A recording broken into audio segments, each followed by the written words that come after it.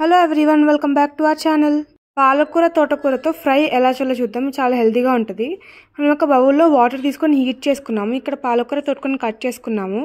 ఇంకా కడిగి పెట్టుకున్న మూంగ్ దాల్ని వేడి నీళ్ళల్లో వేసుకోవాలి. పెసరపప్పుని వేసుకున్న తర్వాత ఇందులో కట్ చేసుకొని పెట్టుకున్న పాలకూర తోటకూరని కూడా వేసుకొని మంచిగా సోక్ చేసుకోవాలి.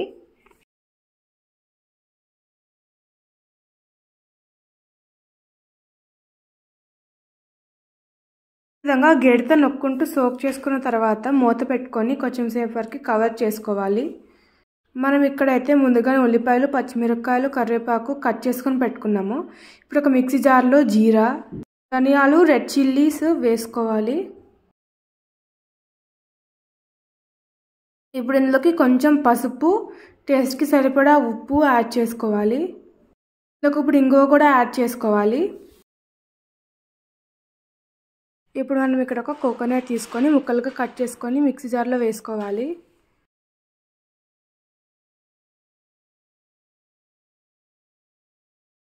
వేసుకున్న తర్వాత కోర్స్గా బ్లెండ్ చేసుకోవాలి. ఈ విధంగా పౌడర్ లాగా చేసుకున్న తర్వాత ఒక ప్యాన్ తీసుకోవాలి. ఇక్కడ మనమైతే మట్టి కుండ తీసుకుంటున్నాము.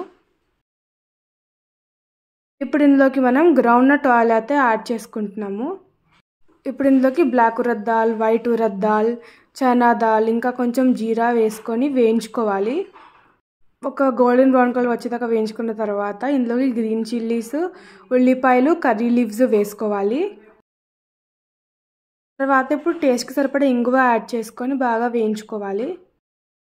ఉల్లిపాయ మగ్గింది కదా, ఇప్పుడు మనం ఇక్కడ ఇందాక నానబెట్టుకున్న లీఫీ వెజిటేబుల్స్ నెమ్మదిగా వడగట్టుకోవాలి. వాటర్ అంతా డ్రైన్ చేసుకోవాలి. హాట్ వాటర్లో వేయడం వల్ల పెసరపప్పు ఇంకా లీవ్స్ 50% ఉడికిపోయాయి. ఇంకా మిగతా 50% పొయ్యి మీద ఉడికిచ్చేసుకోవచ్చు ఆ గిన్నెలు వేసేసుకొని.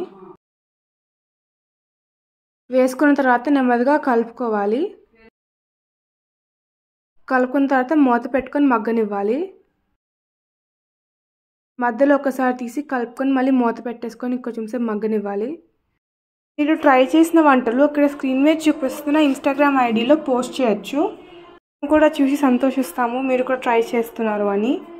దానివల్ల ఇది ఒక మాకు మోటివేషన్ లాగా ఉండి ఇంకా హెల్తీ రెసిపీస్ పెట్టాలని కూడా మేము అనుకుంటాము. ఈ విధంగా మగ్గిన తర్వాత నెమ్మదిగా కలుపుకుంటూ ఇందాక ప్రిపేర్ చేసుకున్న పౌడర్ని అయితే వేసేసుకోవాలి. కలుపుకున్న తర్వాత స్టవ్ ఆఫ్ చేసేసి మూత పెట్టుకుని మగ్గనిస్తే సరిపోతుంది. ఎక్స్ట్రా వాటర్ వాడకుండా 2 ఆకుల్లో ఉన్న వాటర్తోనే మనం ఈ కర్రీ అయితే చేసుకున్నాము. టేస్ట్ చాలా డిఫరెంట్గా ఉంటుంది. డెఫినెట్గా ట్రై చేయండి. మనం ఇక్కడ మట్టి కుండ వాడుతున్నాం కాబట్టి దానికి ఉన్న హీట్ ద్వారా మిగతా వాటర్ అంతా అబ్జర్వ్ అయ్యి బాగా కుక్ అయిపోతుంది. ఇంకా మన కర్రీ రెడీ అయిపోయినట్టే డిష్ అవుట్ చేసుకోవడమే. ట్రై చేసి ఎలాందో కమెంట్ చేయండి.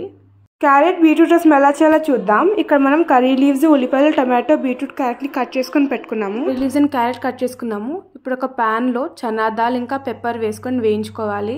వేగిన తర్వాత ఇందులో కొంచెం జీరా ఇంకా ధనియాలు వేసుకోవాలి. ఎండుమిర్చి కూడా వేసుకొని వేయించుకున్న తర్వాత ఈ మిశ్రమాన్ని మనం జార్లోకి ట్రాన్స్ఫర్ చేసుకోవాలి.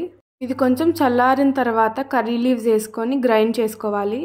ఈ విధంగా గ్రైండ్ చేసుకున్న తర్వాత ఇందులోకి మనం క్యారెట్, టమాటో, బీట్రూట్ వేసుకొని మళ్ళీ మెత్తగా పేస్ట్ చేసుకోవాలి. ఈ విధంగా పేస్ట్ చేసుకున్న తర్వాత మనం ఇందులోకి రా మ్యాంగో మిక్స్చర్ అయితే యాడ్ చేసుకుంటున్నాము. ఇది కూడా పేస్ట్ చేసుకుని పక్కన పెట్టుకోవాలి. ఇప్పుడు ఒక ప్యాన్లో ఆయిల్ వేసుకోవాలి. తర్వాత ఇందులోకి జీరా, మెంతులు, ఆవాలు వేసుకోవాలి. తర్వాత ఇప్పుడు కొంచెం ఇంగువ యాడ్ చేసుకుందాం. దాని తర్వాత ఇందులోకి కట్ చేసుకుని పెట్టుకుని ఉల్లిపాయలు యాడ్ చేసుకొని బాగా కలుపుకోవాలి. మగ్గేదాకా వేయించుకోవాలి.